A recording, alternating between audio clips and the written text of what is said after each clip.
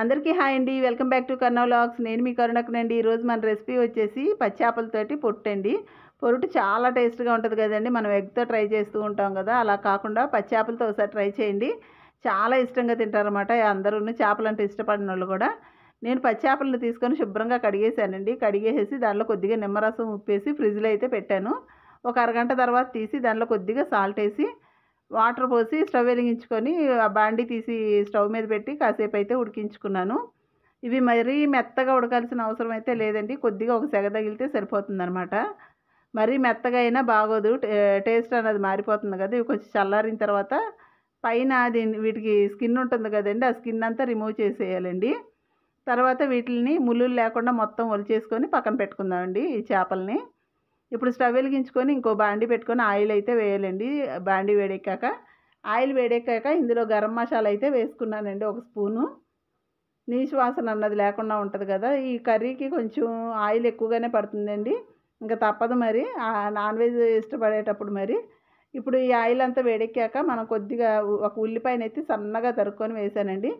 పచ్చిమిర్చి కూడా బాగా సన్నగా తరిగైతే వేసాను. పచ్చిమిర్చి కొంచెం ఎక్కువగా వేసుకుంటేనే బాగుంటుందండి ఈ కర్రీకి. ఇవన్నీ వేగిన తర్వాత ఒక స్పూన్ అల్లం చిన్నులపాయ పేస్ట్ అయితే వేసుకున్నాను అనమాట. ఎక్కువ వేయాల్సిన అవసరం లేదండి. ఇవన్నీ వేగిన తర్వాత కొద్దిగా కొత్తిమీర పుదీనా తరుగు కూడా వేసుకొని కొద్దిగా సాల్ట్ కారం వేసి వేయించుకుందామండి కాసేపు. ధనియాలు జీలకర్ర పొడి కూడా వేసుకున్నానండి. ధనియాలను జీలకర్ర వేయించుకొని పొడి కొట్టుకొని వేస్తే చాలా టేస్ట్గా ఉంటుంది కదా, అందుకని ధనియాలు జీలకర్ర పొడి అయితే వేసాను. ఇప్పుడు ఇవన్నీ వేగిన తర్వాత మనం ఈ చేపలు ఒలిచి పక్కన పెట్టాం కదండి, ముళ్ళులన్నీ తీసేసి ఇలాగా వేయించుకోవాలండి హై ఫ్లేమ్లో పెట్టేసి. ఇప్పుడు ఈ ఉప్పు కారం ఇవన్నీ చక్కగా ఈ చేపలకు బట్టి చాలా టేస్ట్గా ఉంటుందండి. ఒకసారి ట్రై చేయండి. ఇది రైస్లోకైనా, చపాతీ, దోశ, పుల్కా దేనిలోకైనా చాలా బాగుంటుందండి.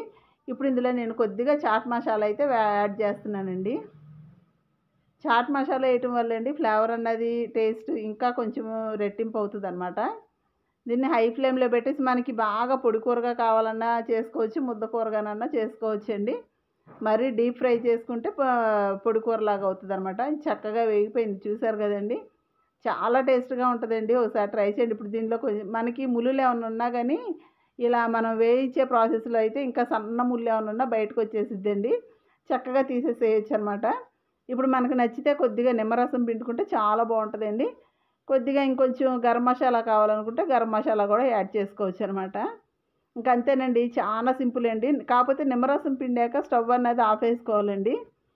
మళ్ళీ ఆన్లో ఉంటే చేదు అన్నది వచ్చింది అనమాట. నిమ్మరసం పిండగానే స్టవ్ ఆపేసుకోండి. ఇంకంతేనండి, చాలా టేస్టీగా ఉండే పచ్చాపల పొరుటు అయితే రెడీ అయిపోయిందండి. ఒకసారి మీరు కూడా ట్రై చేయండి. ఈ కర్రీ రైస్లో కానీ పుల్కాల్లో కానీ చాలా బాగుంటుందండి. మీరు కూడా ట్రై చేసి ఎలా వచ్చిందో నాకు ఒక చిన్న కామెంట్ పెట్టండి, మర్చిపోవద్దు. నా ఛానల్ ఇంకా ఎవరైనా సబ్స్క్రైబ్ చేసుకోకపోతే సబ్స్క్రైబ్ చేసుకోండి ప్లీజ్. లైక్ చేయండి, షేర్ చేయండి, కామెంట్ పెట్టడం మటుకు మర్చిపోవద్దే ప్లీజ్. Thanks for watching.